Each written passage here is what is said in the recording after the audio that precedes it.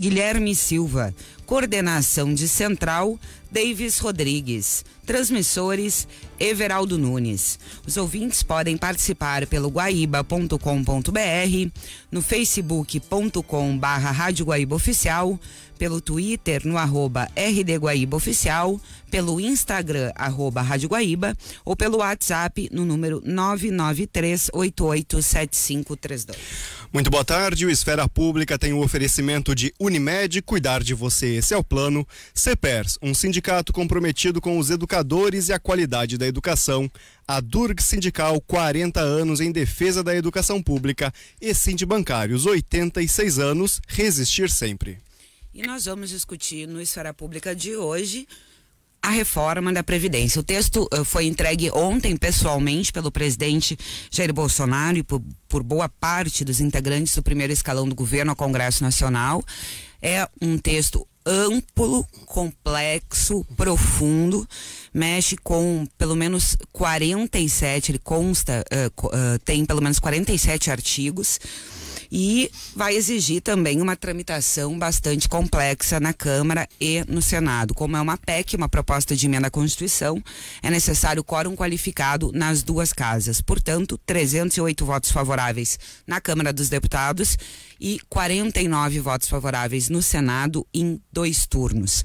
E para tentar entender um pouco do que muda nessa proposta protocolada ontem pelo Palácio do Planalto, nós chamamos o economista Oscar Frank, economista-chefe da CDL, Décio, me ajuda. Scaravaglione, advogado previdenciário, Sebastião Ventura, advogado e vice-presidente da Federação, e Cássio Moreira, economista e professor do IFRS. Acho que a gente pode começar, o que é o impacto mais profundo e mais imediato, no curto prazo, com este texto aprovado? Já dá para dizer o que vai ser mais relevante e mais rápido na vida real dos contribuintes, dos servidores, funcionários, já que a reforma não mexe somente com o serviço público, mas também com o setor privado? Décio, começar por ti então. Bom, boa tarde. Boa tarde a todos, é um prazer estar aqui. Essa PEC, a PEC 06/2019, ela, como tu bem flagraste, ela tem um espectro muito grande, né? Inclusive, de ontem para hoje, acho que nenhum de nós conseguiu ainda introjetá-la. Confesso que também não consegui ler o texto inteiro. São muitos detalhes e existe uma sutileza que chama atenção. Eu colocaria, acho que a propósito que tu disseste, que o governo atual utilizou a palavra nova previdência, fugindo da acepção reforma. E se nós formos verificar, nós temos uma reforma e nós temos o projeto de uma nova previdência, realmente. Que aí vamos cair, depois acho que vamos discutir mais profundamente aqui na questão da capitalização, né? Que substitui a solidariedade. É um dos temas mais polêmicos do texto. Exatamente, né? Mas isso fica para uma nova e para os novos segurados, né? E tudo indica, sempre aponta aqui na emenda para uma lei complementar que cuidará do assunto mais detidamente, etc. Agora, o que eu vejo e tenho dito e falado por aí, atendendo clientes do escritório, em outras participações, em mídia, etc., é que nós estamos diante de uma situação na qual o regime geral, e é bom que se diga claramente, aqui nós estamos lidando com o regime geral, que é o regime da iniciativa privada, e ele é o mais pobre de todos, sob o ponto de vista daquilo que ele remunera os segurados da Previdência Social, somos nós da iniciativa privada. Porque nós estamos vinculados hoje pela Constituição a um piso, que é o salário mínimo nacional, e a um teto que é de 5.830 e poucos reais. Então não existe nada de faustoso nisso. E quando se fala em rombo da Previdência, em déficit da Previdência, sob o ponto de vista do regime geral, isso é uma enorme falácia, né? Isso já foi debatido, rebatido, sucessivos governos apontam nesse sentido, e é um norte completamente equivocado. E para isso tudo, para se formar esse bolo, há uma mistura que os governos sucessivos têm feito, e muitas vezes até a própria mídia, o cidadão mesmo desinformado, acaba caindo no conto vigário, quando mistura, por exemplo, os regimes próprios com o regime geral. E aí eu tenho evitado, tenho tido bastante cautela, porque eu já fui repreendido, inclusive, por familiares meus que são servidores públicos e outras pessoas de sindicatos representativos do servidor público, que eu não estou aqui entrando nessa barca e comprando essa ideia. Porque o servidor público, se ele recebe mais, ele também contribui mais. Mas a União Federal, por exemplo, no âmbito do Serviço Público Federal, regime próprio dos servidores, ela pouco, durante muito tempo, contribuiu. E esse regime realmente é um regime que tem problemas. Mas ao contrário do regime geral, porque no regime geral eu me aposento e não recolho mais para a Previdência, a menos que eu volte a trabalhar. Já o servidor público inativo, como se diz, o aposentado, ele segue recolhendo para a Previdência Social. As pensões também são taxadas, aquelas que estão acima do valor do regime geral de previdência social. Então não existe assim essa falta de contribuição, essa urgência toda, essa volúpia demonstrada. Eu sempre digo, eu faço questão de repetir agora, se me permitires, a minha cultura previdenciária como advogado já vai para 30 anos praticamente, de 32, 13 de advocacia, e eu fui criado na cultura previdenciarista do Dr. Raul Portanova, que é um dos que primeiro discutiu, né, do escritório Portanova, da qual eu faço parte, discutiu a questão da Previdência, ele, o Dr. Dyson, meus sócios, e Previdência, gente, não existe para lucrar. A Previdência, Thaline, ela está situada dentro da ordem social, na Seguridade Social, ela é um ônus do governo, porque é o quê? É uma assistência, né? É o direito social em voga. E nós vamos, por exemplo, para o discurso atual que nós temos dos governos que têm sucedido na presidência do Brasil, e nós vamos falar em estado mínimo, né? Nós vamos falar em estado não tem que participar daqui e dali, mas esse é um ponto em que o estado não pode se desonerar. O estado não pode deixar pessoas desassistidas, o estado não pode deixar pessoas sem pensão por morte, o estado não pode pagar benefício de prestação continuada, que é da assistência, entre 60 e 70 anos com R$400, como está previsto aqui nas disposições, sabe? Ele não pode fazer isso. De mais de 50%. Não tem condição. Quando chegar aos 70 eu te pago o salário mínimo. O sujeito sobreviveu até lá. Então, a Previdência, gente, não pode dar lucro. Ela deve ser saudável, tem que cumprir seus compromissos, mas essa história do lucro, na verdade, para qual norte eu aponto? E já passando a palavra para os demais, né? Para que norte eu aponto? Estão de olho, né, nos ovos de ouro, a galinha dos ovos de ouro. É muito dinheiro, tem previsão de custeio no artigo 195 da Constituição, PIS, COFINS, contribuição sobre o lucro líquido, concursos de prognósticos. Cada Mega Sena que dá 30 milhões, vários outros milhões foram revertidos, inclusive para a Seguridade e outros programas. E tem contribuição do empregado, dos empresários sobre a folha de salários, ou seja, isso tudo caindo na capitalização, que é igual a banco, previdência privada é igual a banco, e também orçamento, onde eu posso fazer obras que tenham mais valor do que assistir os velhinhos e as velhinhas carentes. Isso tudo já serve para nos dar o norte do porquê esse interesse tão grande em reformar a Previdência de forma assodada e cruel. Essa reforma, ela é cruel. Cássio Moreira, economista e professor do Instituto Federal do Rio Grande do Sul, boa tarde. Em primeiro lugar, boa tarde, obrigado pelo convite, Thaline, e ao Carlos. Eu até ia pedir a palavra para complementar, né, o Décio.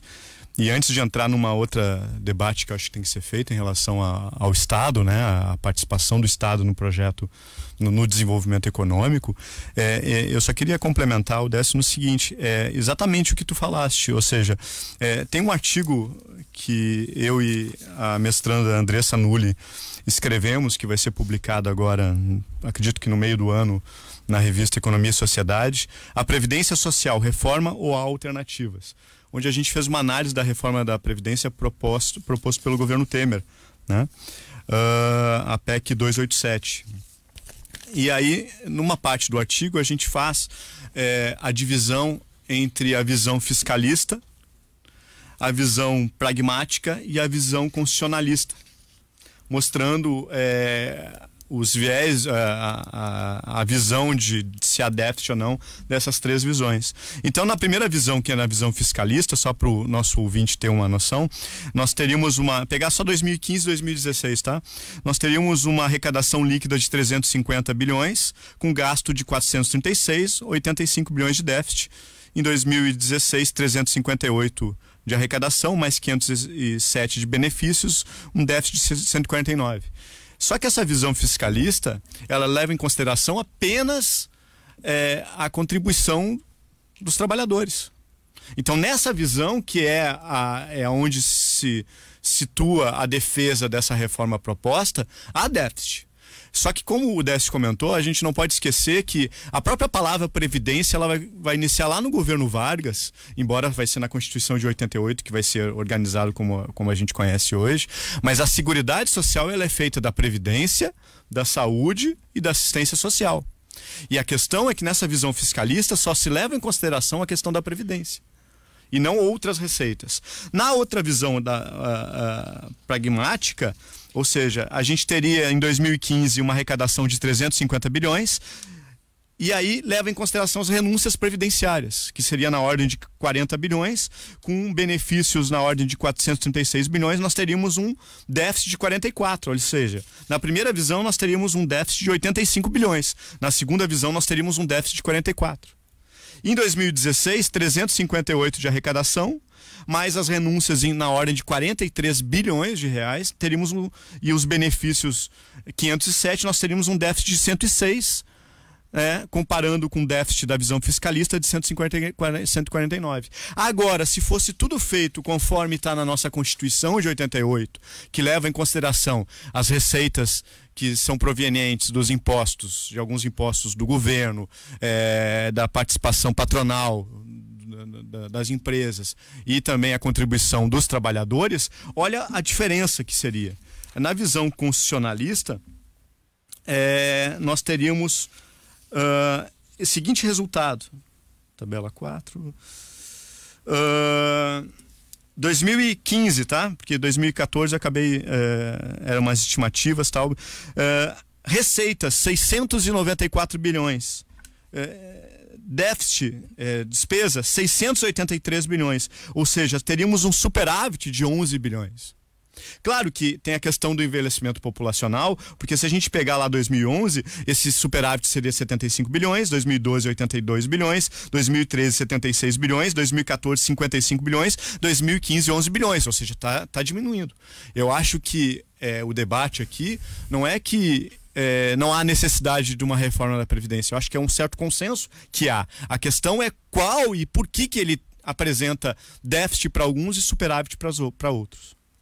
Oscar Frank, economista-chefe da CDL. Boa tarde. Boa tarde. Primeiramente, quero agradecer pela oportunidade de dizer de antemão que a CDL Porto Alegre está à disposição de todos. Com relação aqui à apresentação dos números, eu sempre prezo o meu trabalho pela apresentação de dados públicos e oficiais. As séries históricas que são disponíveis, elas basicamente não apresentaram nenhuma revisão, não houve nenhum questionamento judicial em função disso. Eles demonstram de maneira muito clara a existência de um déficit na Previdência. Só para ter uma noção, em 2018, considerando o regime geral e o regime próprio somente da União, ou seja, sem considerar os estados e municípios, nós tivemos aí um déficit de 266 bilhões de reais, o que é algo realmente assustador.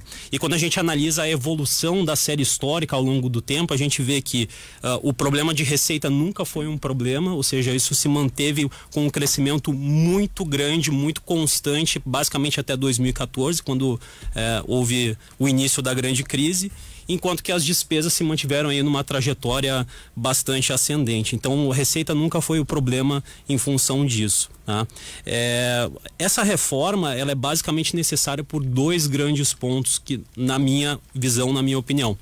Primeira delas, e talvez eu discordo de muitos economistas que veem na reforma algo essencial para a questão fiscal, é o meu segundo ponto, mas eu digo porque a primeira questão, a mais essencial, é justiça social. A reforma vem para fazer justiça social, tá? Para reduzir e eliminar privilégios, né? Que são uma marca tão característica do nosso sistema legal, do nosso sistema produtivo. Tá? Então, o que Acontece? Vamos então analisar os dados. Quando a gente considera, por exemplo, os aposentados pelo regime geral e INSS, eles aferiram mais ou menos R$ 1.500, R$ 1.600. Esse foi o valor médio de aposentadoria em 2017. Se a gente for considerar estados e Distrito Federal, a média vai para R$ 5.000. Né? E se a gente for considerar o judiciário, R$ 16.000. Legislativo, quase R$ 30.000. Então a gente precisa dar um jeito de começar a equiparar essas questões. Isso é uma tremenda de uma injustiça.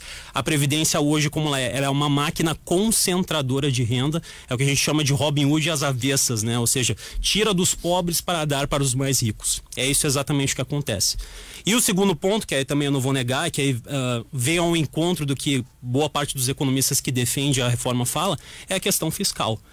Sob as atuais regras, as despesas crescem 50 bilhões de reais todo ano, né? O que é algo bastante importante. E se a gente vai destrinchar o orçamento público, a gente vê que mais da metade do orçamento da União está comprometido apenas com benefícios previdenciários. E aí a gente fica com menos recursos disponíveis para serem alocados em outras áreas que são muito essenciais, como saúde, como educação, como segurança, como os investimentos públicos, que o Brasil está lá atrás no ranking mundial em termos de investimentos públicos. Então a gente precisa racionalizar o sistema para fazer com que as pessoas recebam os seus benefícios quando forem se aposentar e para que a gente consiga investir nas outras áreas. O governo, ele precisa cuidar não só de previdência e da assistência social como um todo, mas também das outras áreas. Então nós precisamos fazer isso com urgência. A questão de contabilidade, a gente poderia dizer, não, mas, por exemplo, a questão da desvinculação das receitas da União, a famosa DRU, né? Mas aí se a gente adicionar essas receitas, impedir com que elas vão para uma outra área, a gente poderia ter um resultado diferente. Não é bem assim, porque se a gente pode considerar o orçamento do governo como um todo. Se a gente está remanejando, vai faltar em outra área. E quando a gente olha o orçamento como um todo, o governo está arcando déficits atrás de déficits. É 150 bilhões de reais, que foi ao longo de vários anos, e a tendência esse ano, a meta para esse ano é de 139 bilhões. Então, enquanto a gente não impedir com que esse gasto se torne explosivo, a gente vai continuar amargando baixo crescimento, juros altos, inflação pressionada e uma série de outras questões que nos prejudicam do ponto de vista não só social, como também macroeconômico. Sebastião Ventura, advogado e vice-presidente da Federação. Boa tarde. Boa tarde, Tanini. Carlos, satisfação estar aqui. Faço minha saudação aos eminentes colegas de debate e inicio por uma linha de princípio, Tanini. Nós estamos discutindo esse ponto por um simples motivo: falta dinheiro no Brasil. O Estado gasta muito mais do que ele poderia gastar. E a partir desta simples constatação, nós começamos então a buscar caminhos para sanar as contas públicas brasileiras. Naturalmente, a questão da Previdência é um assunto altamente sensível, porque toca no interesse de várias categorias. E justamente por tocar no interesse de várias categorias que possuem uma certa organização, inclusive a nível do chão do Congresso Nacional, o assunto se torna extremamente complexo de ser aprovado, inclusive. Mas, sim, nós podemos discutir aqui a origem do déficit. E que o regime próprio possui uma desproporção frente ao regime geral, não há dúvida. E um dos objetivos da medida, como está bem exposto aqui, diz respeito a tornar o sistema mais igualitário. Romper com algumas distorções da matriz previdenciária que faz com que algumas carreiras públicas tenham benefícios feitos ao trabalhador comum. A questão de igualar a idade, tornar igual para todos o sistema, aumentar para 25 anos a contribuição do regime próprio, das carreiras do funcionalismo. Me parece, enfim, que de uma maneira geral, o modelo traçado é razoável e factível. É razoável e factível. E antes de procurarmos criar modelos perfeitos, que não existem, a função da política é justamente ter transparência e coragem de trazer para debate público, no chão do Congresso Nacional, assuntos que são relevantes e que vão sim impactar no funcionamento e da melhora institucional do Brasil. Isto foi feito. De acordo com o ministro Paulo Guedes, o modelo apresentado gera, ao longo da curva, uma economia de 1 trilhão ao Brasil em um ano. 10 anos. 10 anos. Em 10 anos. Em 10 anos, desculpa. E, naturalmente, nós temos que admitir que a vida mudou e mudou para melhor. A longevidade traz o seu preço. Se vamos viver mais, nós também não podemos querer viver em cima de modelos do século passado. Muitos dos direitos traçados na Constituição de 88 dizem respeito a uma matriz econômica de ordem industrial, que não mais diz respeito ao futuro do trabalho. Vejam que hoje 30% dos idosos entre 65 anos e 69 anos trabalham nos Estados Unidos. Trabalham.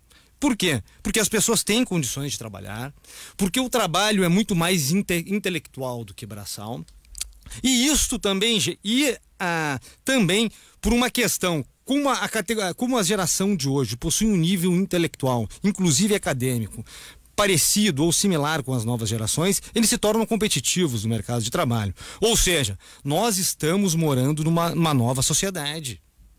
E se nós quisermos ter um Estado que tenha condições de bem atender a população em seus direitos mínimos, nós temos que ter a coragem de debater assuntos que são sensíveis, mas cujo modelo não se faz mais execuível na atual quadra histórica.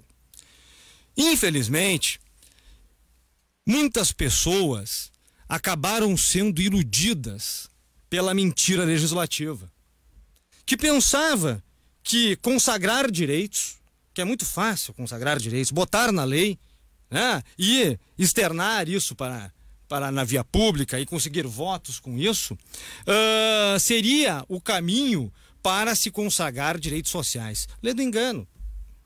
Falam de direito adquirido, ok, mas o direito para ser adquirido primeiro tem que ser possível.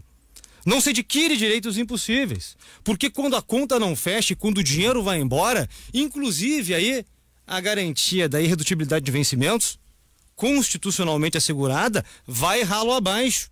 O governo do Estado atrasa aí uma folha de vencimentos, porque não quer pagar, não porque não pode. Porque não pode. Então, nós temos que ter seriedade no enfrentamento dos assuntos públicos. E acho que a reforma encaminhada cumpre com esta tarefa, com esta função pública, de colocar na ordem do dia do Congresso Nacional um assunto que tem que ser votado e enfrentado pelo Congresso de uma vez por todas. A reforma será perfeita e vai resolver todos os problemas? Não me parece. Mas a função das mudanças legislativas é trazer aperfeiçoamentos ao sistema. E acho que o modelo encaminhado traz aperfeiçoamentos importantes. Se podemos melhorar aqui e ali, vamos debater. Mas, de uma maneira geral, a proposta encaminhada é positiva e vem em boa hora. Nós vamos continuar conversando sobre a PEC da reforma da Previdência com economistas, advogados, Oscar Frank, Décio Scaravaglione, Sebastião Ventura e Cássio Moreira. Mas agora a gente precisa fazer um intervalo comercial. Inovar Gestão e Solução Organizacional, fone 5133913187, informa a hora certa. 26 minutos para as 2. E nós vamos ao intervalo. Estamos apresentando Esfera Pública.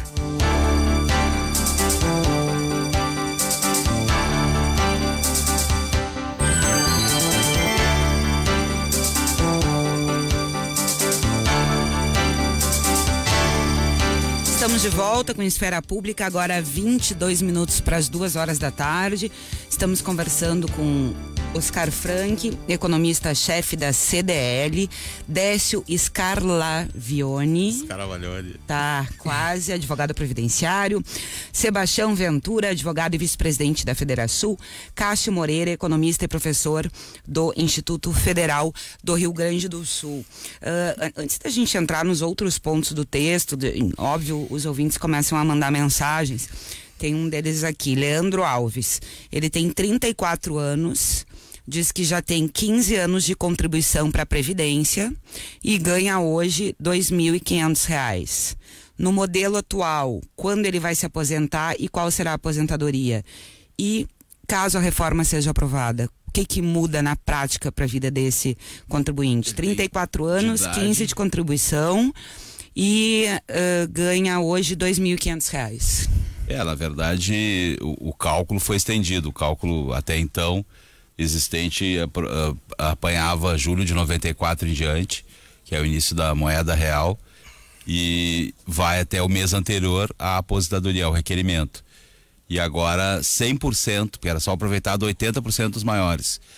Ou seja, tinha uma brechinha de 20% dos menores, situação de desemprego, ou início da carreira com valor menor, e agora é 100%. Mas ele realmente está muito distante, porque a idade vai pegar, né? Ele tem que trabalhar até 65. Exatamente. Para ter 100% tem que ter uns 40 anos de contribuição. Naquilo que hoje era a aposentadoria por tempo de contribuição, que já chamou por tempo de serviço, que não vai mais existir, porque na verdade vai ser a idade 62, 65, no resumo da ópera, e 20 anos no mínimo de contribuição. Só que isso te dá um percentual de 60%. Do teto do INSS. Exatamente, mais 2% por ano que suplantar os 20. Aí tu pode chegar a mais 40, então, né? Com 30, 35, depende se for homem ou mulher. Mas ele tá bem distante, então boa sorte, porque o caminho é longo. Tá complicado. O caminho é longo, bastante longo. Tá certo. Em relação a um outro tema, não sei, Carlos, se queria colocar alguma questão específica, mas me parece que é um dos temas mais polêmicos, a questão da capitalização. E nós conversamos ontem logo após o protocolo do projeto com o ministro-chefe da Casa Civil, Onyx Lorenzoni, justamente porque os críticos dessa iniciativa mencionam sempre o caso do Chile, em que também foi colocada em prática a questão da capitalização.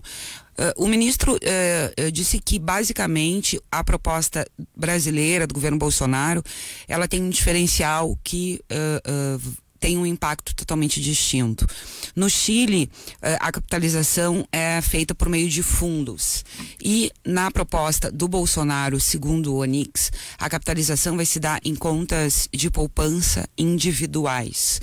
E que isso pode mudar bastante, mexer bastante na economia, porque os bancos daqui a algum tempo vão querer levar esses fundos para suas instituições, e que a remuneração será maior e também mais segura. Na prática, isso pode acontecer de verdade? Oscar Frank. Bom, eu acho que primeiro é importante a gente entender o porquê que esses problemas aconteceram no Chile. Então as pessoas começaram a depositar individualmente para suas contas, e aí o governo estabeleceu o seguinte, um patamar mínimo, né, que os fundos de gestão desses recursos deveriam atender em termos de garantias de risco para aqueles que aplicassem os seus recursos nesses respectivos fundos. Então a gente sabe que existe aí uma relação negativa entre o risco e o retorno, ou seja, quanto mais eu desejo o retorno, provavelmente maior o risco que eu consigo assumir, e o risco envolve eventualmente até se perder dinheiro. E aí, como o governo basicamente determinou que o risco fosse pequeno, as remunerações, o retorno acabou sendo muito pequeno. E aí, em função disso, as pessoas menos abastadas, que contribuíram ao longo de sua vida por pouco, elas tiveram um retorno dessa aplicação muito pequeno. E aí, a retirada desses recursos, no momento que elas se aposentaram, acabou representando aí um percentual bem pequeno da sua renda em relação àquilo que havia recebido. Então, é preciso ter muito cuidado com isso. Eu acho que deve se estimular, no caso da capitalização, o aumento da concorrência para que mais gestoras desses recursos possam oferecer alternativas vantajosas para aqueles que depositarem os seus fundos. Então isso é essencial, mas precisa de uma amarra muito boa, porque eventualmente essa gestora ela não pode quebrar, ou seja, ela tem que ter alguma garantia de que se houver algum problema ela pode fazer a retirada desse recurso. Por outro lado, ela também não pode ter uma remuneração tão pequena. Então, porque a pessoa justamente está buscando a maior remuneração possível, dado um patamar de risco. Então, isso ainda precisa ser muito amarrado, precisa ser muito discutido, mas eu defendo basicamente, para solucionar esse problema, um bom marco institucional e um incentivo à concorrência para que mais alternativas viáveis sejam oferecidas para as pessoas. Talíria, essa questão ainda, ela não está... Sebastião Ventura. Ela não está clara ainda como é que vai ser regulamentada dentro do projeto, né? Justamente uma das questões nebulosas do projeto encaminhado é justamente como será essa capitalização. Mas me parece que nós estamos nos aproximando de um modelo de previdência pública com gestão privada. Tá? E a experiência brasileira no que tange aos fundos de pensão, ela precisa ser aprimorada sem sombra de dúvidas, né? Os escândalos aí na última quadra histórica envolvendo os grandes de fundos de pensão brasileiro bem demonstra que a governança deve ser aperfeiçoada. Tá? Essa questão da capitalização, e quem atua na área de previdência privada sabe que existem inúmeros problemas envolvendo os fundos de pensão brasileiro. Vou dar apenas um. Uma das formas de receber o benefício é resgatar. Tu contribui ao longo do tempo, chega um momento, contribui durante 25 anos, chega um momento, eu quero resgatar o valor. A entidade previdenciária tem que corrigir o valor das tuas aplicações e te entregar o montante. Tá? Matéria batida nos tribunais é que os fundos de pensão utilizam índices de correção monetária deficitários. O pior possível, não o melhor. Os fundos de municípios também apresentam muitos problemas, né? Então, eu estou dando o exemplo de um caso só. Existem vários. Tá? Então, essa é uma questão que sim, se nós vamos investir por essa via, nós temos que melhorar a governança e a independência das entidades que vão fazer essa gestão. Hoje, muitos fundos de pensão privados brasileiros, os dirigentes são nomeados pela patrocinadora. Flagrante confusão de interesse, porque muitas vezes o interesse do fundo de pensão é diverso da patrocinadora.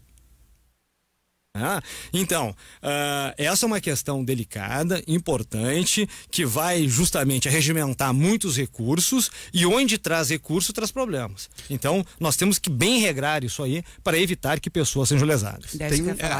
Só uma questão, uma ouvinte colocou aqui, a Isabel Lim, quem vai garantir o retorno dos depósitos? Exatamente o que o Sebastião dizia. Nós temos um problema, né? Quem não quiser ir ao Chile, onde efetivamente deu errado e tem um alto índice de suicídio entre os idosos, que a dinheiro do Brasil recebem 600, 500 reais, que é um absurdo lá, estão voltando atrás, né? Então, na verdade, isso não é moderno. Eu sempre faço esse paralelo, reformar a legislação trabalhista para tornar as relações de trabalho mais adequadas ao mundo moderno. Daí a modernidade serviu, agora para a Previdência volta-se a exemplos que não são tão modernos, são ultrapassados, inclusive voltar atrás. E quando o Sebastião coloca essa questão do muito cuidado que se deve ter, a gente não precisa ir ao Chile, porque nós temos a Previdência privada aberta, hoje no Brasil, artigo 202 da Constituição ainda em vigor, e nós temos a Previdência privada fechada, que são os fundos de pensão que o Sebastião referiu. Esses fundos de pensão, eles são patrocinados pelas empresas, né? Para os seus trabalhadores, seus empregados, ou empresas para grupos de empregados.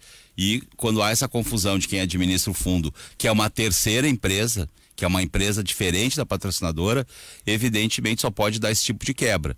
E o problema da capitalização é que eu vou ter uma contribuição definida, mas eu não vou ter um benefício definido lá na frente. Isso vai se dar na órbita dos bancos. O Brasil hoje tem 5 bancos, se eu não estou enganado, me corrijam os economistas, que concentram a cada 10 reais ou 100 reais, 80% do dinheiro depositado e circulante no meio circulante brasileiro, né? São 3 bancos privados e 2 federais, a Caixa e o Banco do Brasil. E o que acontece? Está tudo na mão de poucos, né? Nós não temos diversidade, não temos muita escolha, e a quebradeira de bancos, ela acontece. E quem vai ser o responsável? E aí eu, no meu papel, onde falei da proteção social, o Cássio também secundou essa discussão, eu digo o seguinte: o Estado está lavando as mãos, está passando à administração privada um ônus que é seu. E eu, redarguindo um pouquinho o que o Oscar falou, com todo o respeito, eu não sou economista, mas na verdade assim, ó, a Previdência acaba com o dinheiro da União. Não, a União acaba com o dinheiro da Previdência. Porque a Previdência, no artigo 195, ela tem o seu custeio bem definido e bem próspero. Se está certo ou não é outra questão. Mas a União é que vem e avança sobre o dinheiro. E a União que agora está colocando um assunto da órbita pública na administração, como bem referiu aqui o Sebastião, privada. E isso é muito perigoso e o futuro dirá quem está certo. Mas é bastante palpitante a questão. Mas vamos lá, eu não acho que o modelo seja ruim. Sebastião. Tá? Eu acho que o modelo pode ser bom desde que tenha boas regras. Tá? Então, isso reforça o papel do Congresso Nacional discutir exaustivamente essa questão, justamente para eliminar as arestas de prejuízo. Tá? Nós podemos, talvez seja uma tendência. Talvez o problema do Brasil é que a nossa história econômica é acidentada. E como nós temos acidentes, todos os planos econômicos e choques acabam gerando prejuízo às pessoas. Vai concordar comigo que o povo brasileiro dorme com alguns direitos sem medo de acordar sem. Todos nós temos medo de iniciativas dessa natureza que deram errado, né? Ou seja, desde congelar poupança, dinheiro, etc e tal. Eu acho que sim, acho que nós temos esse medo, mas também nós temos muito populismo legislativo no Brasil. Tá? Então nós temos que tratar os direitos sociais com a seriedade que eles exigem. Perfeito. E o custeio desses direitos é um elemento essencial para fins de garantia de que essas palavras no papel não virem nada. Tá? Então eu acho que nós temos uma oportunidade importante de trazermos esse debate da Previdência e nós, como sociedade, inflexionarmos sobre o Congresso Nacional para que ele debata e crie mecanismos estáveis e não apenas paliativos, que daqui a alguns anos vai estourar lá na frente. Eu tenho só uma pergunta a todos aqui presentes, puderem me ajudar. Eu fiquei de pesquisar e acabei não conseguindo, não deu tempo. Já terminou a intervenção federal no Rio de Janeiro? Ah, uma boa pergunta. E até o dia 31 de dezembro. Caiu já. 31 de dezembro, não sei se impede a tramitação. Porque não poderia tramitação da PEC. Eu achei que alguém estaria contra no governo, mas acho eu não vi nada assim. Vou checar aqui. Mas o decreto do Temer era até o dia 31 de dezembro. Era o mandato dele. Tá certo isso. Então, pode tramitar. Eu queria ressaltar outro ponto também que eu acho interessante. Porque, na verdade, a questão da reforma da Previdência, ela é a ponta do iceberg, né? Ela mostra dois modelos de mundo bastante diferentes. A partir do momento que a gente só fica debatendo a proposta de reforma da Previdência, a gente deixa de debater outras coisas que dão origem à proposta, né? A esse tipo de proposta. Então eu queria fazer uma breve explanação, alguns pontos que eu vou levantar, mas só trazendo algumas concordâncias com o Sebastião e com o Oscar. Concordo, Sebastião, que essa questão que o mundo de hoje é muito diferente do mundo de décadas atrás, ou seja, as pessoas têm uma expectativa de vida maior, ou seja, aquela pessoa de 60 anos hoje é muito diferente daquela pessoa de 60 anos de 30, 40 anos atrás, né? Então a gente tem uma mudança brusca, bastante de relação a 100 anos, 50 anos atrás. E também concordo que a Previdência ela tem que ter um norte também da questão de justiça social, né? E no que tange também acabar com a questão de privilégios, mas também não prejudicar as rendas mais baixas no sentido de ganhar menos, né? Então, para isso eu queria fazer uma breve explanação que vai trazer alguns pontos também que vão alimentar o debate. Em primeiro lugar, a gente tem um certo consenso, é muito forte, mas que o capitalismo entre os regimes atuais, entre os sistemas atuais, ele é o mais eficiente no que tange a questão do progresso econômico e da geração de inovação tecnológica. Embora ele também traga algumas coisas como dificuldade na questão de distribuição da renda e desigualdade social, né? Só olhar o livro do Piketty sobre a questão do capital no século XX mostra que o mundo se encontra cada vez, os ricos estão mais ricos e os pobres mais pobres em termos relativos. Então, então o debate não é, porque eu vejo algumas pessoas falando sobre comunismo, que é uma utopia, nem a Coreia do Norte é comunista. O debate não é nada socialismo, o debate é dentro do capitalismo e qual é a melhor maneira da gente fazer com que o capitalismo traga o que? Um desenvolvimento socioeconômico para os habitantes de um determinado país. Eu acho que o debate se encontra aqui. E aí nisso tem a questão do modelo de Estado, que é a grande divergência. Para alguns, como os liberais, o Estado mínimo. Para outros, o Estado tem um papel crucial no desenvolvimento, como se o Estado fosse a locomotiva e a iniciativa privada os vagões a trilhar o caminho do desenvolvimento. Então o debate ele se encontra aqui. Nada de capitalismo, socialismo, como eu vejo umas coisas engraçadas das pessoas debatendo. A questão é o Estado. Que tipo de Estado? Se a gente quer um Estado mínimo ou um Estado de bem-estar social, como Suécia, né? Finlândia, muitos países. A questão do próprio Estados Unidos com o grande estadista Franklin Roosevelt, que na minha opinião foi um dos maiores estadistas que o mundo já teve, né? Ex-presidente dos Estados Unidos. E aí que entra outra coisa também. Qual é a função social do trabalho?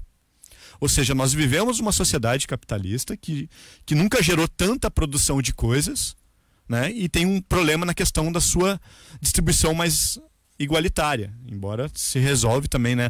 Havia economistas antigamente que dizia que o mundo ia passar por crise por falta de alimentos e graças ao capitalismo a gente teve uma ampliação na produção de alimentos tremendo.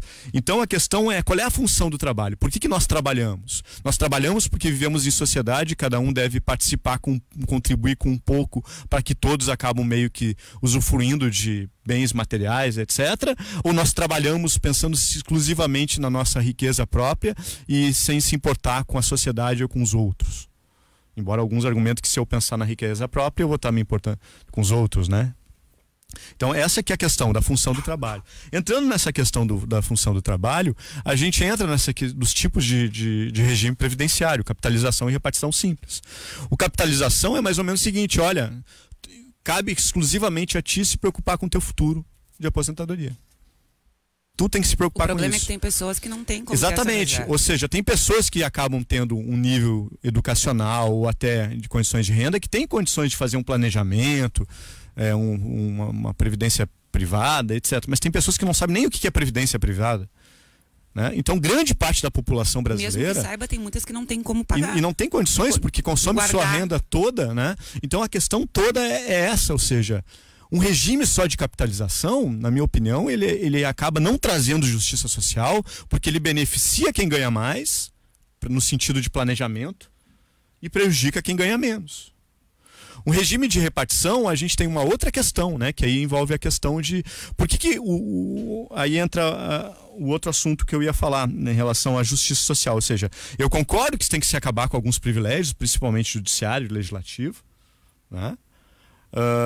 Mas também não se faz justiça social fazendo com que o aposentado, quando ele for se aposentar lá no longo prazo, como diria Keynes, ao longo prazo muitos estarão mortos, a renda dele... A grande pergunta é o seguinte, você ouvinte que está ouvindo, que ganha um salário mínimo, ganha pouco, se tu fizer o cálculo e lá no final tu vai ter uma renda maior ou menor com a reforma da Previdência? Se o teu salário for menor, se o teu rendimento for menor, que justiça social é essa que prejudica quem ganha menos? Justiça social é fazer com que quem ganhe mais pague mais e quem ganhe menos ganhe mais. Então essa que é a questão que eu vejo. Ou seja, tudo bem, tem o argumento que, mas aí não vai receber a aposentadoria. Tudo bem, mas por que não vai receber a aposentadoria? A gente tem um gasto enorme com dívida pública. Se a gente for olhar, eu até escrevi um artigo sobre isso, que o Brasil estava voltando a ter um aumento da formação bruta de capital fixo lá no primeiro, segundo semestre de 2013. A partir do terceiro trimestre de 2013, a formação bruta de capital fixo, que para quem está escutando é um investimento, né, começou a despencar. E por coincidência ou não, a partir das manifestações políticas, manifestações de junho de 2013, começou a se alimentar uma enorme instabilidade política. Só para vocês terem uma noção, a antiga presidente Dilma, lá em maio, se não me engano, tinha 68%, 70% de popularidade ótimo e bom. Aí no final, 6 meses depois, despencou a popularidade. E nenhum governo se torna ótimo e bom e ruim e péssimo de uma hora para outra. Então essa instabilidade política gerou toda uma instabilidade econômica que fez com que o PIB caísse, um dos motivos, vários, né? Mas na minha opinião esse é um dos principais. E o PIB caindo, caiu a arrecadação. E caindo a arrecadação e os gastos mantendo seu crescimento constante, caindo a arrecadação que a gente mergulhou nesse déficit enorme.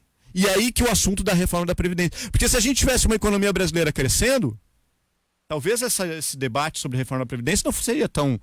E aí que eu discordo do ponto para finalizar, que alguns trazem como a reforma da Previdência extremamente necessária para a retomada do crescimento econômico do Brasil. E eu discordo. O crescimento econômico do Brasil vai vir porque a gente tem uma enorme capacidade ociosa. A questão é qual é o modelo de desenvolvimento econômico, mais includente ou menos includente, com mais distribuição de renda ou menos, que vai vir. Essa que é a grande questão. Então, assim, queria trazer esses pontos também, porque eles acabam sendo o resto do iceberg, onde a reforma da Previdência é apenas, né, a ponta. Nós vamos continuar conversando sobre o projeto da reforma da Previdência, mas agora a gente precisa fazer um intervalo comercial.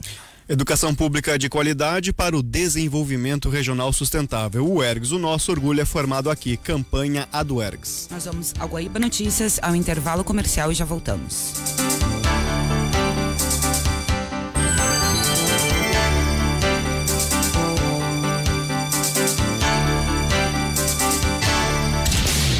automobilismo em pauta no Rádio Gaúcho. Guaíba 300 por hora. Acelere conosco todos os sábados a partir da 1h10 da tarde.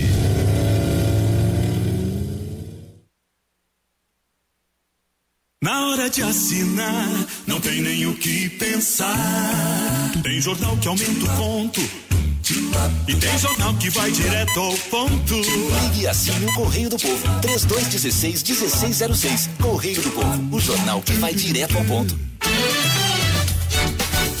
Guaíba Notícias. 2 horas, em Porto Alegre, 33 graus.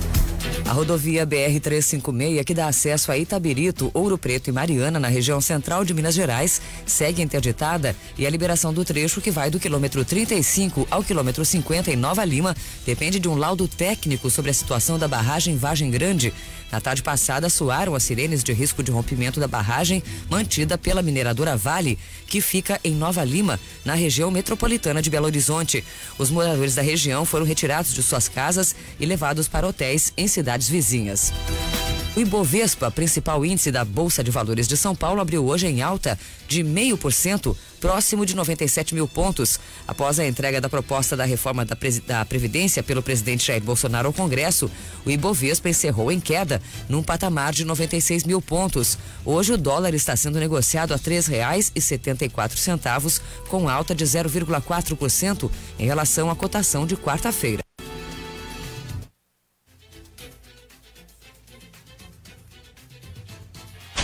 Informações do trânsito.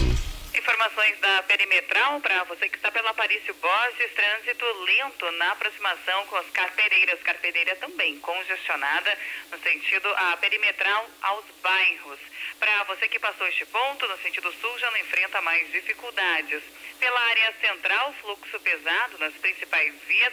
E para você que está pertinho do Parque da Redenção, vai sentir o trânsito bem lento na Osvaldo Aranha, em todo o trecho no sentido aos bairros.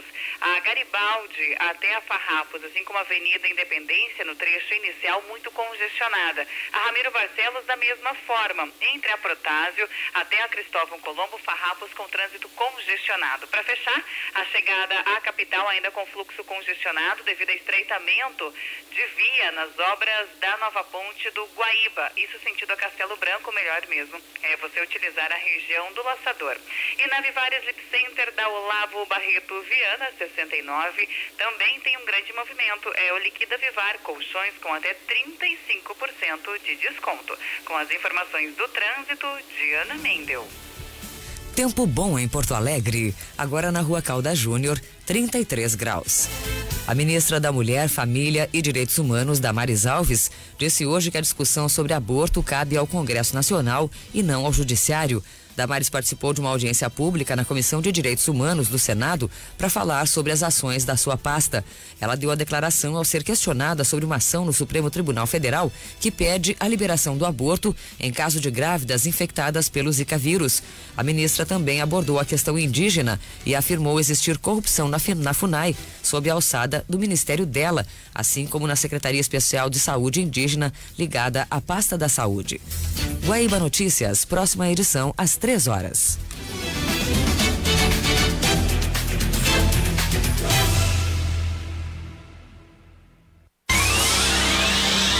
Serviço, utilidade pública, informação com credibilidade.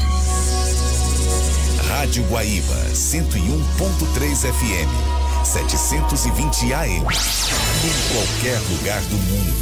guaíba.com.br.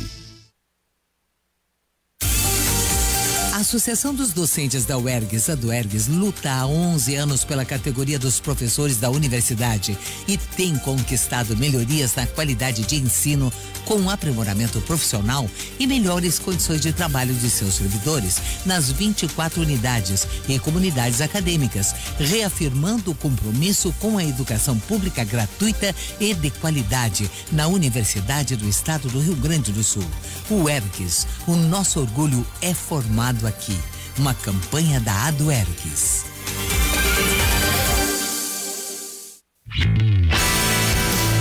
2019. A solução é inovar.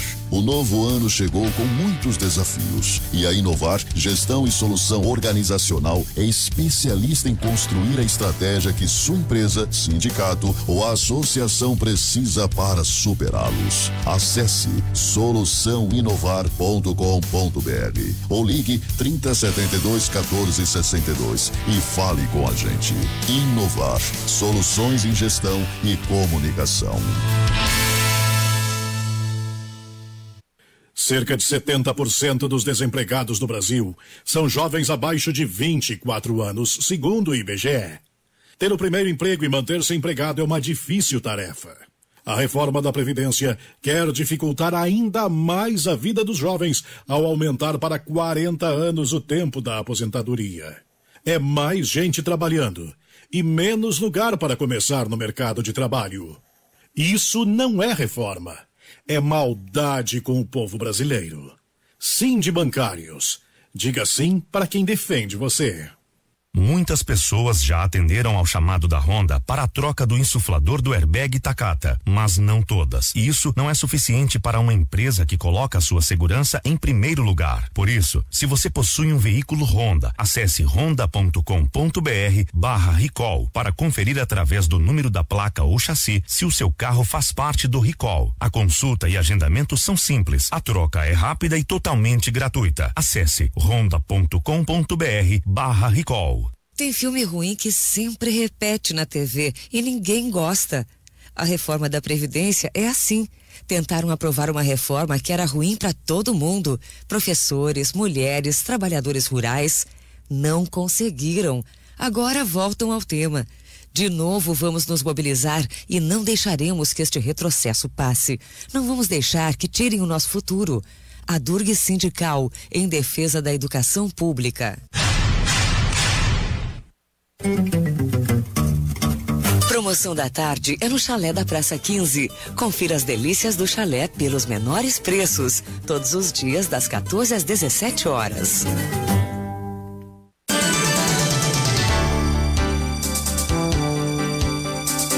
Estamos apresentando Esfera Pública.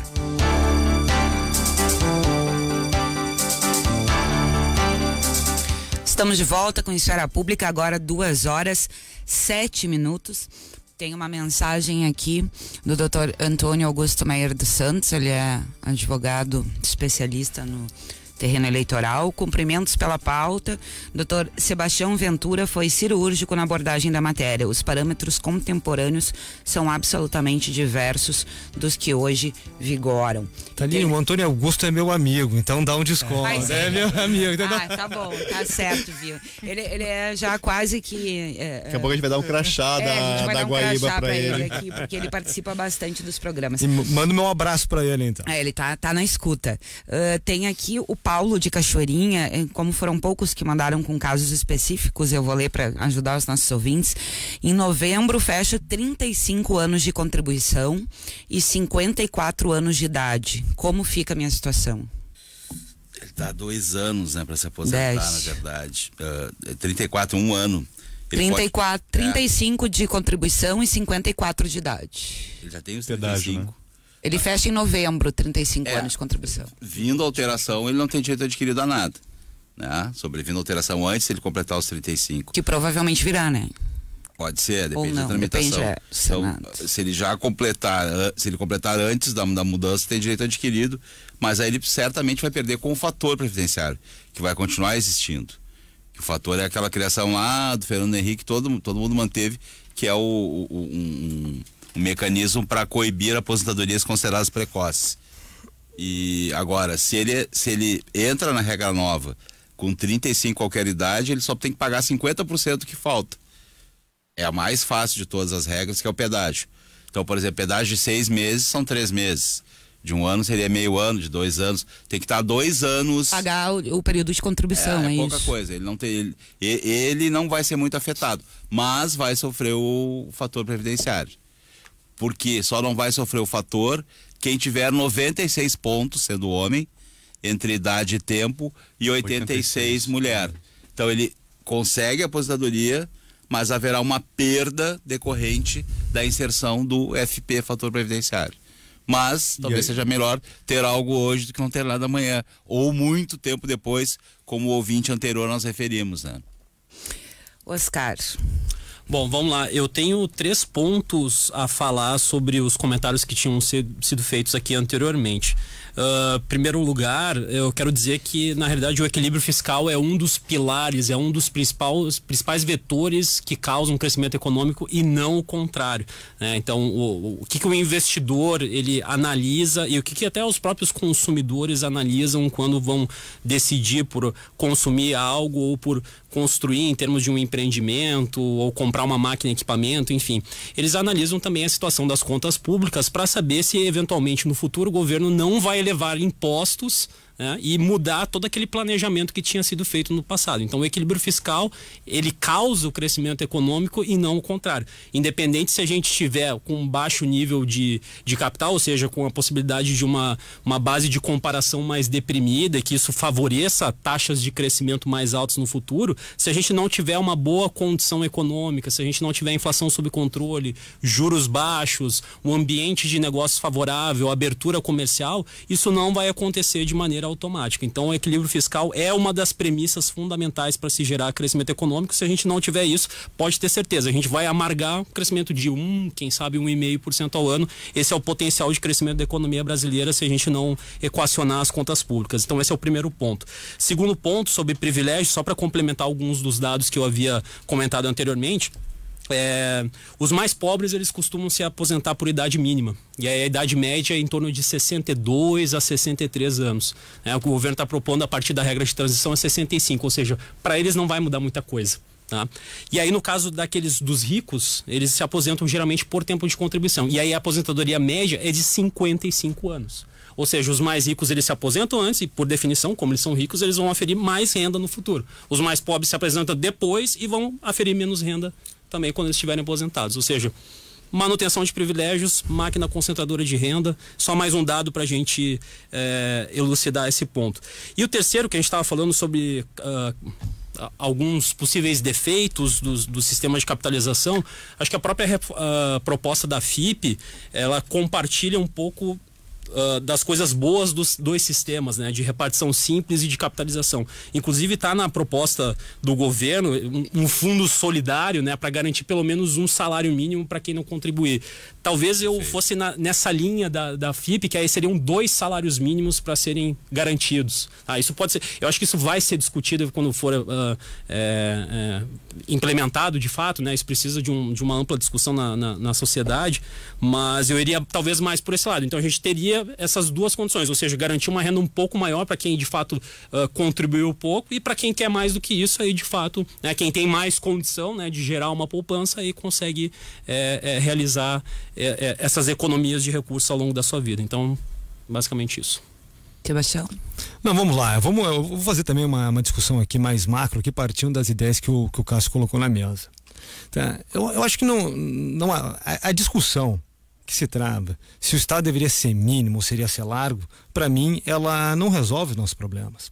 Os problemas centrais da democracia hoje diz respeito a um déficit de governabilidade. Os governos democráticos não mais conseguem atender aos anseios das pessoas, tá? E naturalmente que o bom governo deve ser sensível ao drama humano, né? A gente sabe que as pessoas, existem problemas de pobreza, de doença, né? Enfim, nem todo ser humano é dotado de uma capacidade inata de se desenvolver por si só. Por isso que existem programas educacionais, por isso que existe todo um espectro de proteção social que visa justamente equipar o ser humano para ele conseguir navegar autonomamente durante a sua vida existencial. Pois bem, um dos objetivos centrais da reforma da Previdência, de todo esse movimento político que está sendo iniciado no Brasil, é justamente conseguir dar condições para que o governo tenha condições de fazer investimentos estruturais necessários à retomada do desenvolvimento nacional, que traga mais empregos, melhores condições do trabalho, com isso gire um círculo virtuoso de crescimento, de consumo, e o Brasil passe a se desenvolver. Nós estamos discutindo aqui a Previdência, Mas existem milhões de brasileiros que não têm emprego. Então, a nossa discussão social, o nosso interesse primeiro deve justamente garantir o emprego, o trabalho às pessoas. Porque daí as pessoas têm um trabalho, elas vão poder pensar como que elas vão querer se aposentar. Mas às vezes a gente inverte as coisas no Brasil, né? Então, assim, a alavanca da reforma previdenciária está sendo utilizada justamente para destravar um pouco a capacidade de investimento do governo. É só isso que tem que ser feito? Não. Não. O Cássio falasse que a questão ok, o capitalismo é uma ideia vencedora. É verdade. É verdade. Mas eu tenho dúvidas se há capitalismo no Brasil. Entendeu? Porque hoje em dia aqui, todo mundo, né, muito empresário, só sobrevive com penduricalho estatal. Quer empréstimo subsidiado, né? Quer empréstimo a fundo perdido, quer subsídio para sua área e não abre mão. Nós temos um amplo debate a ser feito aqui, porque o subsídio, bem ou mal, é um elemento estratégico para desenvolvimento nacional e não para fazer favor ao setor econômico.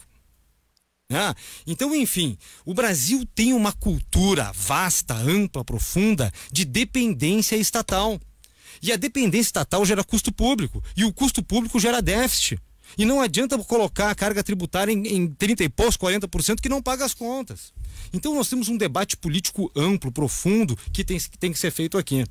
E vejam, em uma das minhas funções institucionais, além de vice-presidente da Federação, eu sou conselheiro do Instituto Milênio, que foi fundado pelo ministro Paulo Guedes. E uma das dúvidas que se tinham em alguns setores econômicos do Brasil era se o ministro Paulo Guedes teria o tato e a sensibilidade necessária para conduzir, né, as propostas, as políticas públicas que têm um funcionamento diferente da iniciativa privada, onde tu decide, bota o pé na porta e acabou. Né?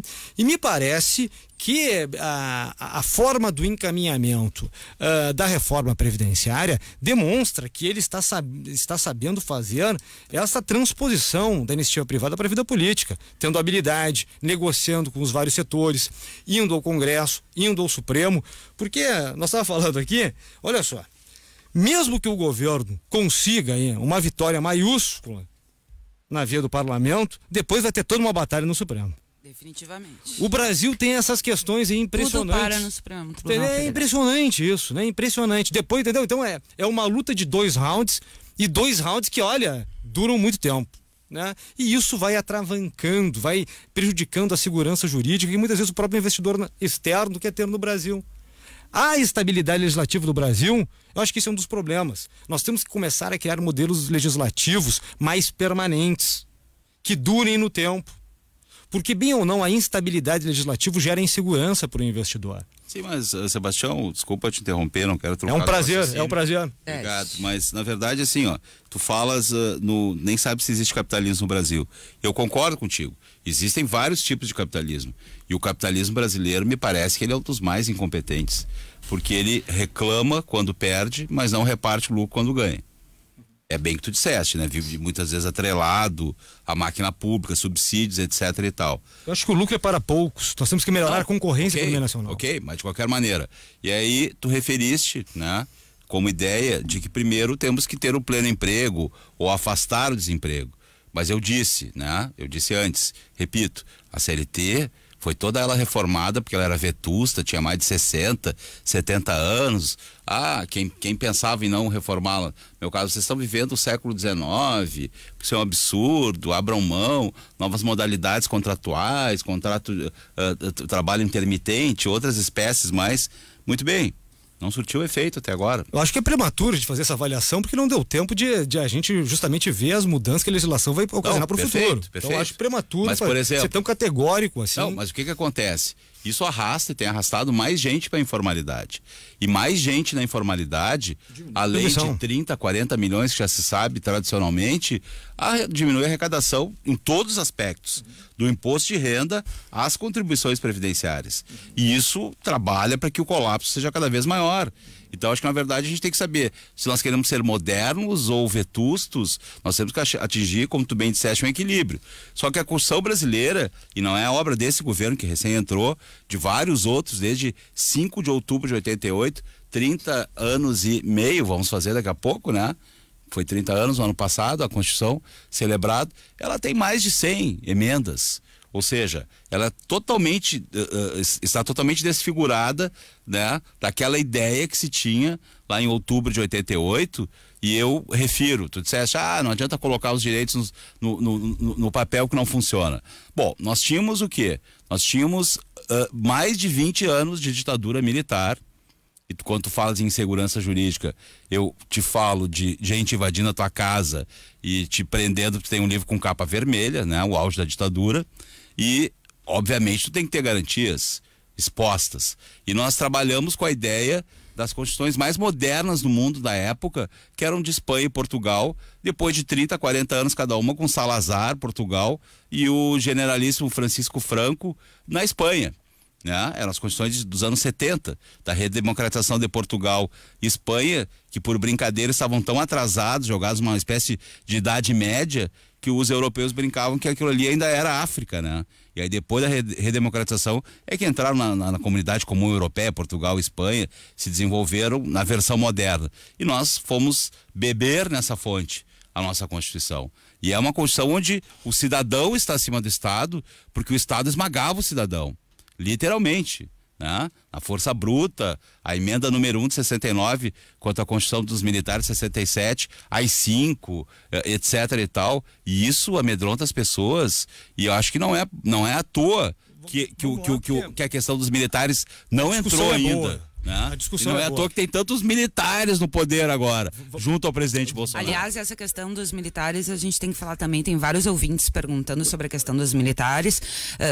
Segundo o governo, vai ser encaminhado um projeto específico, mas é claro que isso acaba trazendo um pouco de desgaste em relação à opinião pública. Perfeito. Uma desconfiança, em né? relação... Só um breve de resposta aqui rapidinho. Não, veja bem. De resposta. Rápido. Não foi pessoal. Depois eu garanto a palavra pro Cássio. Veja bem, eu acho que a política pública não tem que ser moderna, nem vetusta ou arcaica. A política pública tem que ser eficaz. Adequada. Tem que ser eficaz. Tá? Então essa questão aí, se é moderna ou vetusta, não me preocupa. Me preocupa que o governo resolva o problema das pessoas. Esse é o meu foco. Sim, é importante ter garantias constitucionais, não há dúvida. Isso é comezinho dentro do direito constitucional. Então, o que eu falei e reafirmo é que existiu um populismo legislativo importante no Brasil. Inúmeras gerações legislativas consagraram direitos impagáveis e deveriam responder por iludir as pessoas em consagrar direitos que não possuem uma equação econômica razoável. E o Brasil estoura assim as contas públicas justamente também pela irresponsabilidade legislativa. Então, assim, nós concordamos contigo, é claro que ninguém aqui quer reviver um período de exceção. Nós evoluímos para um constitucionalismo democrático, mas eu acho que o nível da qualidade governamental também tem que evoluir para encarar os problemas da vida com pragmatismo. Perfeito. E não apenas com ilusões legislativas que lá na frente não se tornam reais. Perfeito. Cássio. Complementando um pouquinho de Sebastião e do Oscar, primeiro entrar naquela questão que tu comentaste, né? Que o equilíbrio fiscal é uma premissa para o crescimento econômico, né? Isso é uma certa divergência um pouco na academia, dependendo da tua visão. Se tu tem uma visão um pouco mais liberal, se tu tem uma visão mais keynesiana, né? Eu já penso que não necessariamente o Estado tem que ter superávit. Tem momentos que o Estado pode ter déficit, tem momentos que tem... Aí eu estou adotando uma visão mais keynesiana, né? Ou seja, em momentos de crise, daqui a pouco... déficit justamente para tentar ajudar a fazer com que a economia retome o crescimento. Em momentos de crescimento, uma austeridade possa diminuir o déficit. Então esse movimento contracíclico do Estado, na minha opinião, que contribui. E a iniciativa privada, que é extremamente importante também, na minha opinião, ela vai investir se ela tem na visão obtenção de lucro, de ganho. É por isso que vai investir. Se eu tiver um sistema educacional, que é uma das pilares, na minha opinião, muito mais importante do que uma reforma da Previdência, é a questão educacional. É ela que vai fazer com que as pessoas possam fazer parte do desenvolvimento, do crescimento e transmutando ele, que nem dizia Celso Furtado, para desenvolvimento econômico. Então, a questão do déficit, a gente não pode olhar as contas do governo como as contas da nossa casa. Na nossa casa a gente tem que ter superávit, porque se eu começar a gastar mais do que eu gasto, eu vou ter problemas no meu orçamento familiar. Já o Estado não, o Estado pode gastar mais do que arrecada e também arrecadar mais do que gasta. Depende muito do momento, né, na minha opinião. Então, por isso que eu discordo, né, dessa questão que seria uma premissa, o equilíbrio fiscal. Eu acho que, aí complementando um pouquinho o Sebastião da questão não sei se foi tu que falou, Sebastião, mas na questão da crise fiscal que a gente vive, do déficit, na minha opinião, se o Brasil tivesse crescendo nos últimos 3, 4 anos, mesmo uma taxa modesta, 1, 2% ao ano, a gente não estaria com essa discussão toda. E aí eu volto à questão, que na minha opinião, uma estabilidade política que foi um dos principais, aliado à questão da queda do preço das commodities, erros alguns pontuais do governo anterior, sem ser o Temer anterior, né? E aí complemento contigo, né, a questão das desonerações fiscais. Se eu fosse apontar um dos grandes erros do governo Dilma em relação à contribuição para a crise, seria as desonerações fiscais para alguns segmentos que talvez não precisassem. Esse, para minha opinião, isso, né? É o grande erro, a participação do governo Dilma, que atrelam toda a culpa a ela, e na minha opinião não, é uma série de fatores, e aí de novo, né, todas as coisas que acontecem não se deve a uma coisa exclusiva, é um complemento de fatores que às vezes tem um peso maior ou menor. E se eu fosse atribuir então qual é a participação do governo anterior na crise, na minha opinião, foi as desonerações fiscais. Fez uma aposta que se foi feita esperando que a iniciativa privada naquele momento. E olha, naquele momento a gente não tinha o déficit que a gente teve hoje, que tem hoje. E mesmo assim a iniciativa privada não respondeu com investimento. Por quê? Porque nós tínhamos um contexto de crise internacional, de fluxo muitas vezes de lucro para a matriz, em vez de reinvestimento, uma estabilidade política surgindo, que fez com que o investidor meio que ficasse cauteloso, esperasse o resultado das eleições. Aí depois teve a nomeação do Levi, que agora é presidente do BNDES, na minha opinião também um dos grandes fatores da crise foi a nomeação do ministro Levi pelo PT, inclusive. E as políticas implementadas num momento que talvez não era a hora de fazer o ajuste um pouquinho mais para frente. Então, essas questões que eu trago ao debate, né? Porque eu acho importante também debater essa questão, que a reforma da Previdência, para mim, é importante, muito pela questão do envelhecimento populacional, mas também não pode ser uma reforma que diminua, no longo prazo, a demanda. Porque, na minha visão mais keynesiana, vai ser o aumento da demanda com uma capacidade... Claro que, quando a demanda e a oferta estão meio que no seu limite, tu tem que fazer pelo lado da oferta, para te aumentar a capacidade produtiva, etc. Mas quando tu tem capacidade ociosa especialmente, vai ser principalmente por meio do aumento da demanda que tu vai meio que fomentar, e aí se tu fizer o outro lado, que aí é preparar a oferta para conseguir dar uma sustentabilidade a essa demanda e aí não gerar pressão inflacionária, que tu vai ter a retomada do crescimento econômico, transformando em desenvolvimento pela questão da educação em primeiro lugar, né? Oscar. Bom, dado que eu fui citado, prometo ser bastante breve. Acho que é importante mais do que com relação às nossas visões que nós temos com relação a como o mundo funciona, a gente precisa analisar os dados. Eu acho que esse é o principal ponto de partida para fazer qualquer tipo de análise. O grande problema do Brasil que eu vejo é que, de fato, o Keynes ele foi um gênio a seu tempo, não nego de forma alguma a sua contribuição, mas o grande problema é que nos últimos anos, nas últimas décadas do Brasil, nós fomos keynesianos só pela metade, né? O que isso significa? Em momentos de crescimento econômico nós gastamos mais, e aí em momentos de recessão nós também seguimos gastando mais, ou seja, independente do ciclo econômico, o governo manteve a sua trajetória de despesa sempre elevada. Ou seja, isso não é o que Keynes preconiza. Keynes preconiza uma política, exatamente essa, anticíclica. Aquilo que aconteceu exatamente ali em 2008, 2009.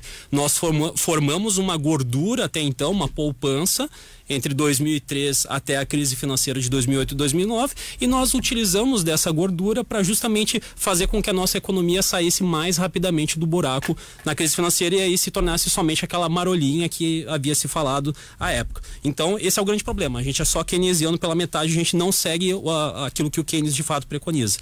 E aí, com relação à questão do déficit, mas aí a gente em alguns momentos não há problema de ter um déficit orçamentário. Bom, 2018 foi o 5º ano de déficit primário Quinto ano de déficit primário. Provavelmente esse sexto ano, em 2019, nós também teremos déficit. E se as projeções estiverem corretas, e aí difere um pouco daquilo que o Paulo Guedes acredita que vai acontecer, nós ainda colheremos déficits conforme as previsões de mercado, basicamente até 2020. Em 2021 que a gente vai buscar um equilíbrio, mas só do primário, ou seja, tem toda a questão ainda do pagamento de juros da dívida. Tá? Então, essa questão é urgente. É só olhar a nossa dívida pública com proporção do PIB, como ela explodiu. Ela saiu de 55% do PIB em 2014 e já está em 80% do PIB. Quando a gente compara com outros países emergentes que têm um nível de desenvolvimento semelhante ao nosso, isso já está bem acima da média. Nem estou comparando com os países desenvolvidos, estou comparando com os emergentes. Então, de fato, a questão ela é extremamente urgente, por isso que está se falando tanto em termos de reformas, tentou se fazer com o Temer e agora vai se tentar novamente, porque a situação das contas públicas é calamitosa. Nós vamos continuar conversando com o Oscar Frank, com o Décio, com Está chegando a hora da capital colocar a saúde na direção certa. Nos dias 23 e 24 de fevereiro, em Porto Alegre, teremos as caminhadas orientadas em 2 horários, às 17 e às 18 horas. Nosso ponto de encontro será na Orla do Guaíba. Estaremos distribuindo água, frutas e brindes exclusivos. Esperamos você lá. Unimed, cuidar de você. Esse é o plano. A proposta de reforma da Previdência que o governo quer aprovar ataca especialmente as mulheres, aumentando em 10 anos na média o tempo para que elas se aposentem. A reforma da Previdência não é justa com as mulheres nem com ninguém. A aposentadoria é nosso direito. A Durga Sindical, na defesa de uma Previdência justa. Cerca de 70% dos desempregados no Brasil são jovens abaixo de 24 anos, segundo o IBGE. Ter o primeiro emprego e manter-se empregado é uma difícil tarefa. A reforma da Previdência quer dificultar ainda mais a vida dos jovens ao aumentar para 40 anos o tempo da aposentadoria. É mais gente trabalhando e menos lugar para começar no mercado de trabalho. Isso não é reforma. É maldade com o povo brasileiro. Sim de bancários. Diga sim para quem defende você. Quer comprar com entrada em 30 dias? Então aproveite a compra fácil Lojas Becker. Celular Samsung J6 em 10 vezes sem juros de R$ 114,90. Samsung J2 Prime em 10 vezes de R$ 71,30 mensais. Samsung J4 Core tela infinita de 6 polegadas em 10 vezes de R$ 98,90 mensais. Vem pra loja, no site ou no celular. lojasbecker.com.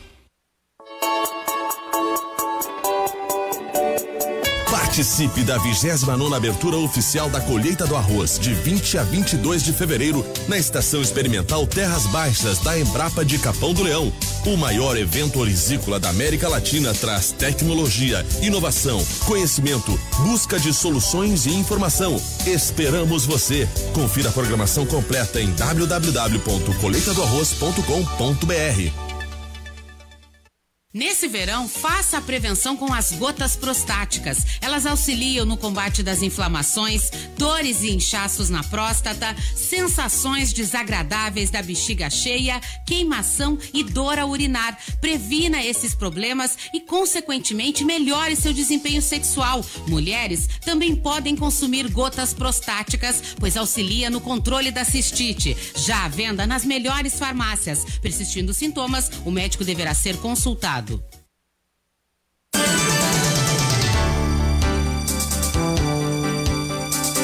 Estamos apresentando Esfera Pública.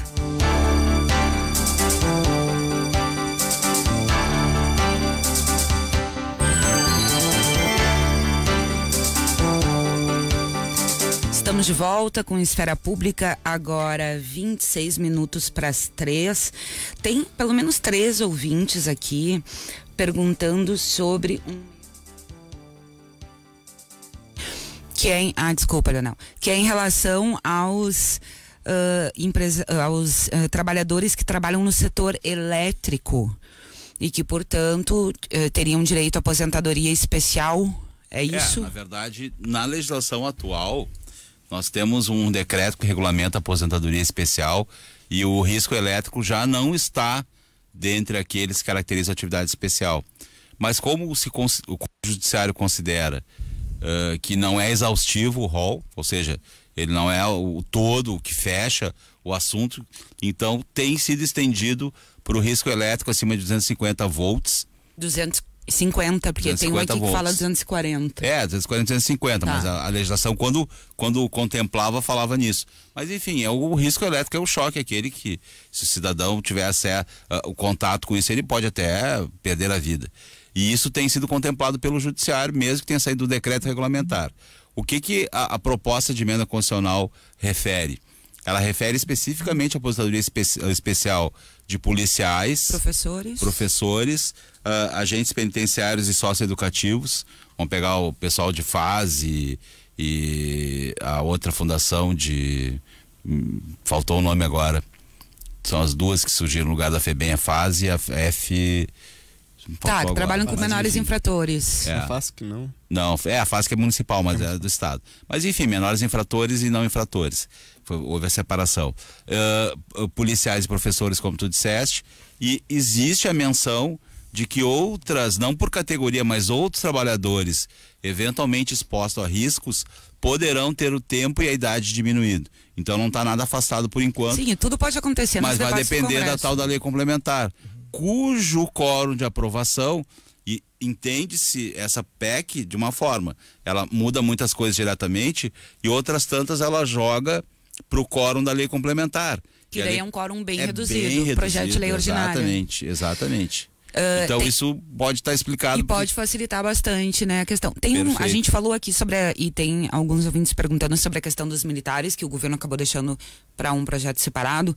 E já tem aqui no painel, na coluna painel da Folha de São Paulo, a seguinte nota: a chegada da reforma da Previdência ao Congresso aumentou o passe de partidos do centro e centro-direita, o famoso centrão, né, que estão alijados das negociações com o Planalto. Na noite anterior à entrega da proposta, dirigentes dessas legendas acordaram que até o governo abra os ouvidos ao parlamento, não há chance de reforma avançar.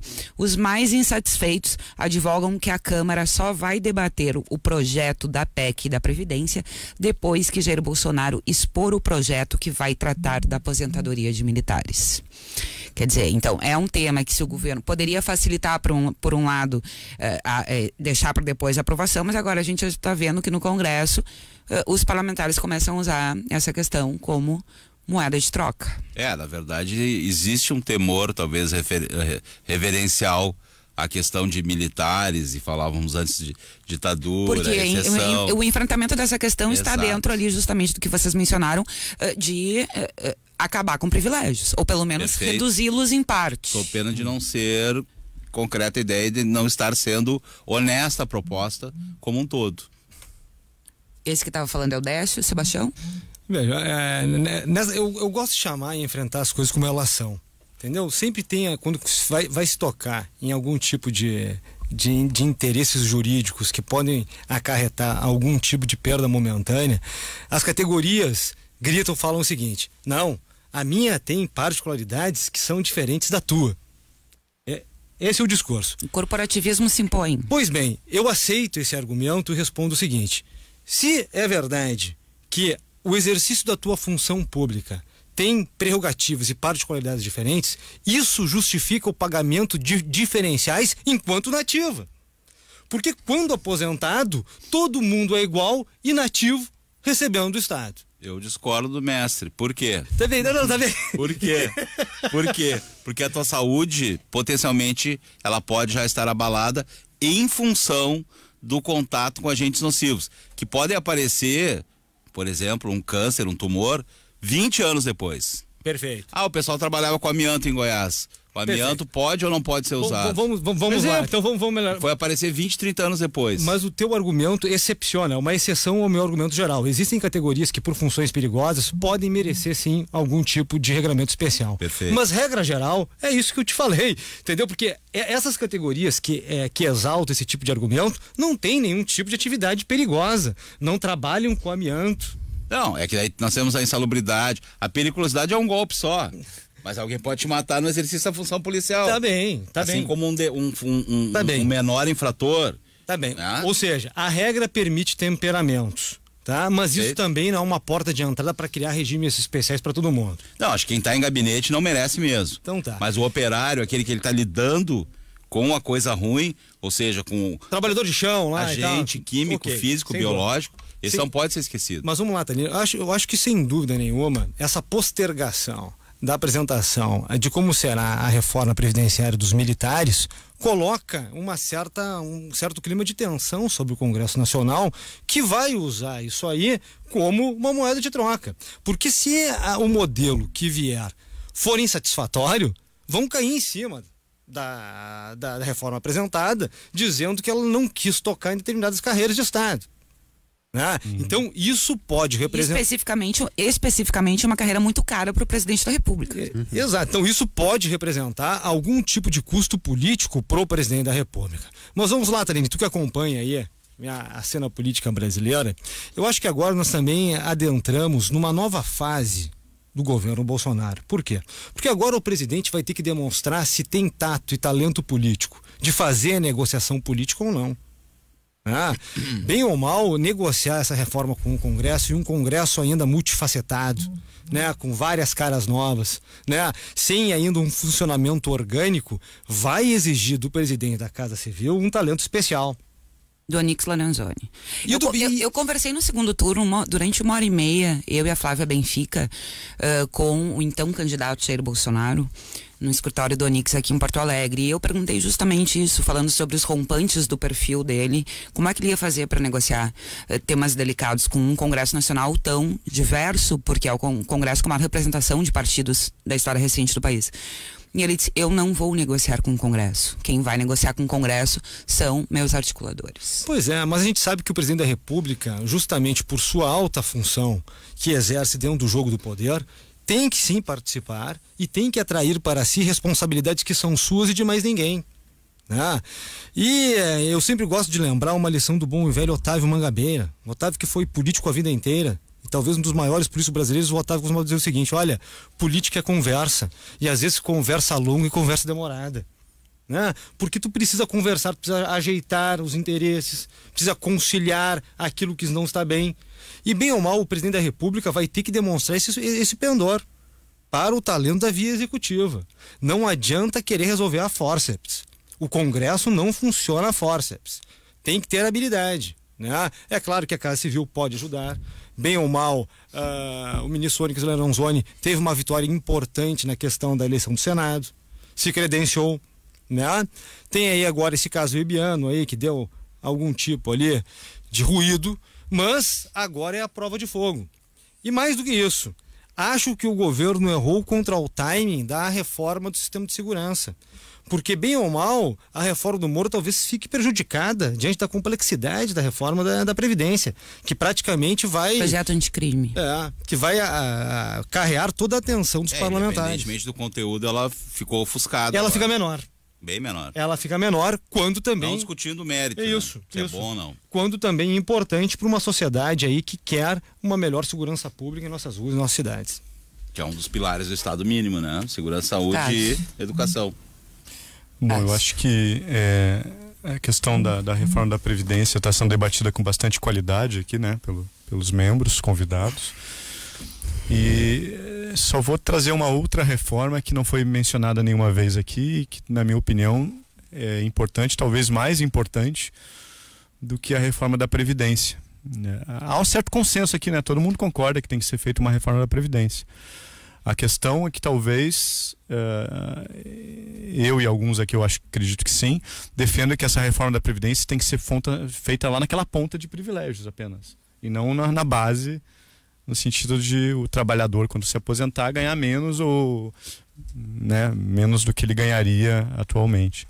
Agora, a reforma da tributária é uma coisa que não se falou aqui, embora o assunto seja a reforma da Previdência, mas está associado com essa questão da problemática fiscal. O Brasil tem um sistema tributário completamente injusto.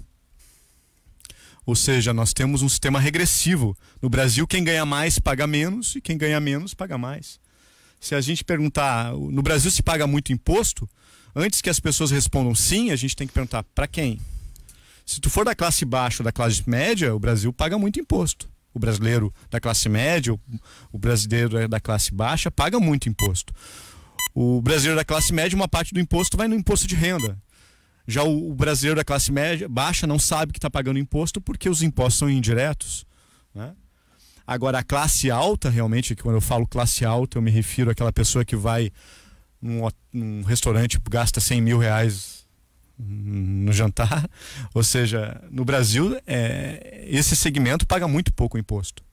E nós temos um sistema tributário, então, que acaba prejudicando, onerando a competitividade, porque o nosso imposto vai principalmente incidir sobre serviços, indústria, né? E prejudica o consumidor, inclusive, com produtos mais caros, e pouco sobre a renda e o patrimônio.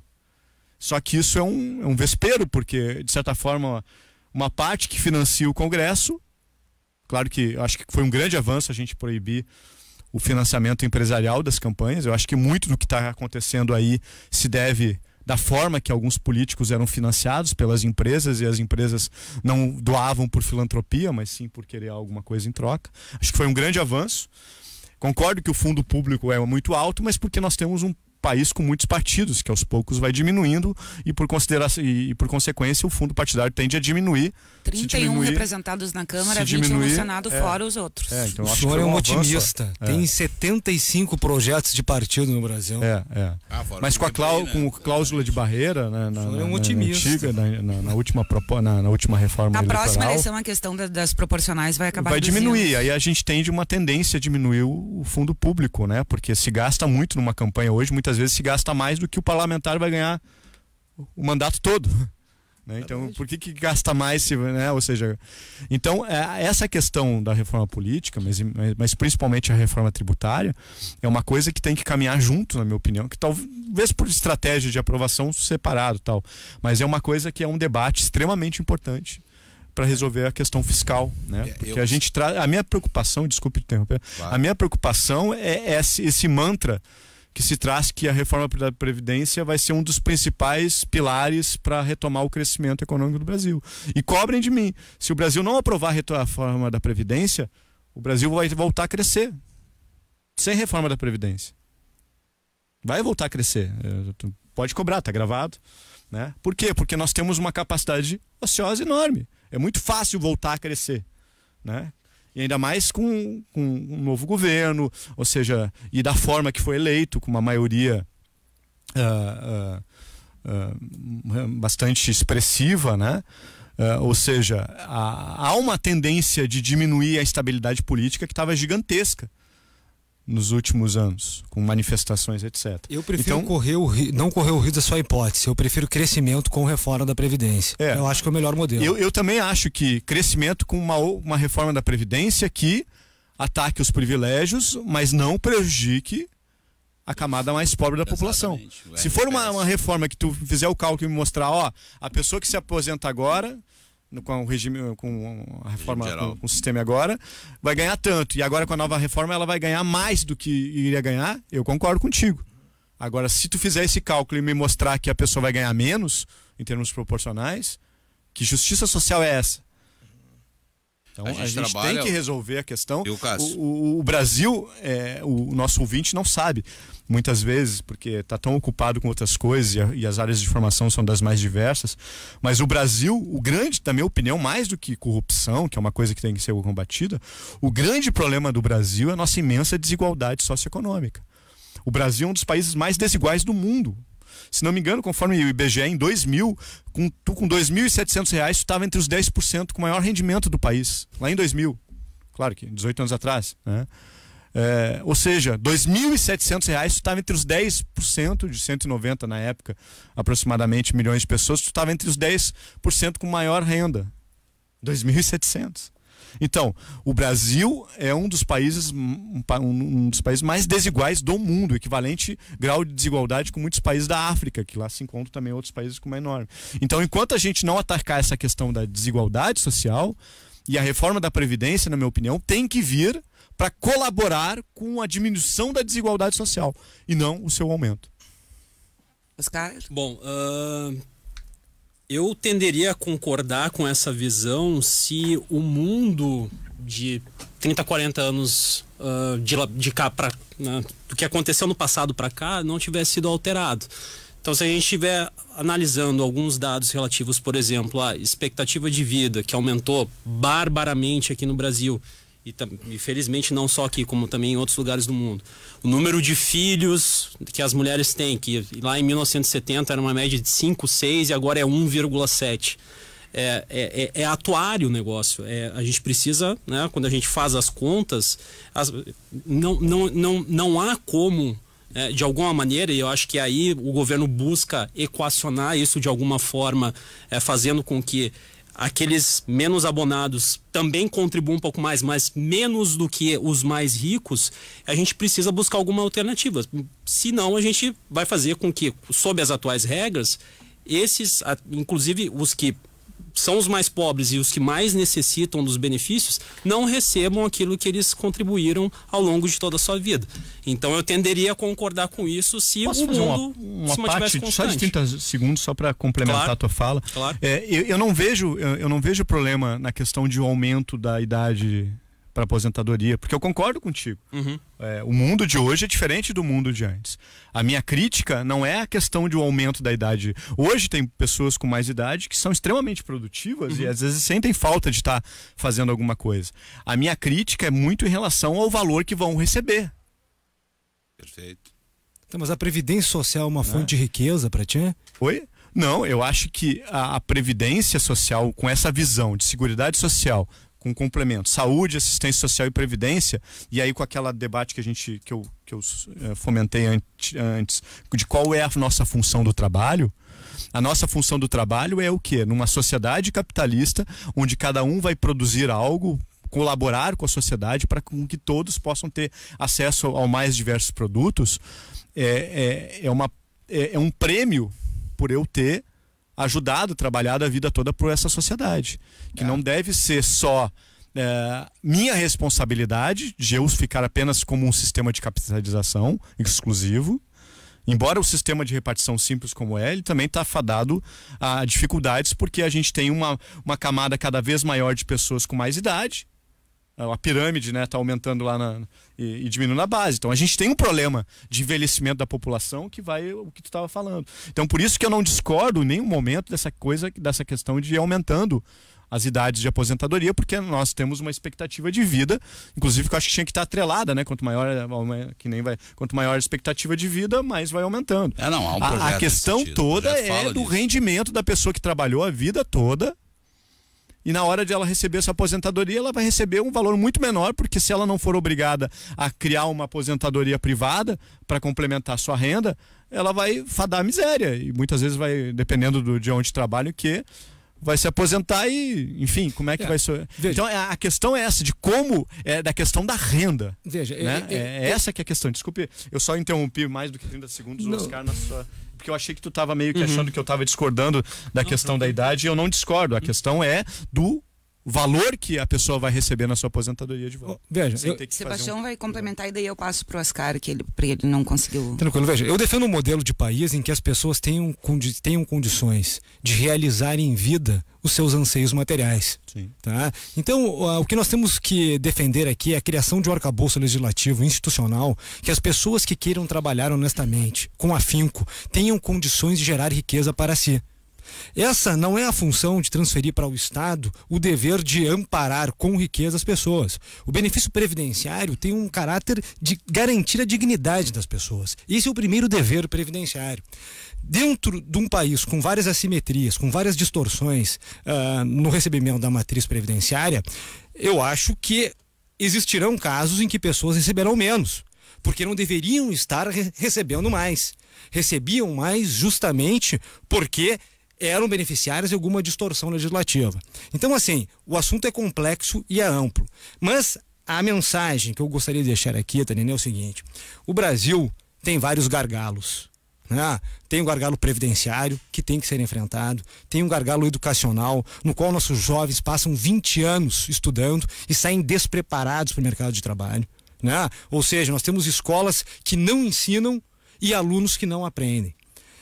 Temos aí, o Fórum Econômico Mundial divulgou um estudo que 60% das crianças matriculadas no ensino primário trabalharão em ofícios que não existem hoje. Então nós vamos ter uma profunda transformação na capacidade humana de trabalhar, nos ofícios humanos. E isso nós precisamos debater. Eu não vejo o Congresso Nacional debater um assunto tão importante quanto esse. Agora, vamos lá. Se nós quisermos investir na educação, nós precisamos criar condições financeiras para que o governo tenha dinheiro para fazer esses investimentos. Infelizmente, os desarranjos, e eu não vou aqui atrás de culpados, das últimas décadas, dos últimos governos, botaram aí no nosso colo um problema orçamentário, um déficit fiscal importante e que tem que ser emergencialmente resolvido. E um dos caminhos é passar pela reforma da Previdência, cujo melhor paradigma, cujo melhor modelo caberá ao Congresso debater e discutir a partir da proposta encaminhada pelo ministro Paulo Guedes. Oscar. Bom, para finalizar, retomando aquilo que a gente havia falado anteriormente, eu defendo com unhas e dentes a entrada dos militares dentro da reforma da Previdência. Acho que isso é fundamental até para que o governo mantenha... Todo mundo aqui concorda, a sua coerência, pelo que está se falando, vai se aumentar o tempo de contribuição dos militares de 30 para 35 anos. Mas retomando a discussão que nós estávamos tendo sobre expectativa de vida, número de filhos, demografia, eu sempre digo que as transformações demográficas pelas quais o Brasil está passando e as projeções que apontam que nós deveremos ter um envelhecimento cada vez maior da população pelas próximas décadas, isso veio para ficar. Isso tem um grau de assertividade muito maior do que qualquer variável macroeconômica que qualquer economista tente prever para o futuro. Então, isso está acontecendo de uma velocidade incrível e isso vai se aprofundar para o futuro. Hoje nós temos aí aproximadamente 15% de idosos, mais ou menos, no Brasil. Isso vai ser mais de 1/3 da população em 2060. Então isso vai trazer uma transformação brutal do ponto de vista produtivo, do ponto de vista de saúde, do ponto de vista de lazer, do ponto de vista previdenciário. Então a gente precisa fazer esses ajustes. Além disso, essas transformações elas já produzem impactos hoje. Se a gente for considerar, por exemplo, as aposentadorias, os regimes dos estados. Há 12 anos atrás, existia, em média, 55 inativos para cada 100 ativos. Hoje já são 88 inativos para cada 100 ativos. Ou seja, houve um aumento substancial num espaço curtíssimo de tempo. No Rio Grande do Sul, já são praticamente 170 inativos para cada 100 ativos. Ou seja, isso é hoje, não estou dizendo para daqui a uma década, nem daqui a 4 décadas. O sistema já é insustentável hoje. 12 bilhões de reais é o nosso déficit da Previdência aqui no Estado. Amplia 1 bilhão por ano. É incrível, isso precisa ser atacado para ontem. E não é à toa que a gente sofre com serviços públicos de má qualidade. Não é à toa que a gente tem salários atrasados e parcelados. Não é à toa que a segurança é um caos, que a saúde é um caos. As coisas elas não vêm de graça, elas são um efeito de escolhas que todos nós como sociedade fizemos em algum momento no passado. Eu quero agradecer muito a presença de vocês. Os ouvintes mandaram uma série de perguntas, mas daí a gente não ia conseguir falar sobre os pontos da reforma se a gente ficasse analisando os casos individualmente. Quero agradecer muito a presença do Oscar Frank, economista-chefe da CDL, do Décio Scaravaglione, acertei? Acertou. Advogado previdenciário. Obrigado. Sebastião Ventura, advogado e vice-presidente da Federação, e o Cássio Moreira, economista e professor do Instituto Federal do Rio Grande do Sul. Nós vamos incomodá-los mais vezes. Ficou muito bacana o debate. E vamos encerrar o Esfera Pública com uma última informação aqui recente. O ditador Nicolás Maduro afirmou que vai fechar a fronteira com o Brasil e avalia fazer o mesmo na divisa com a Colômbia.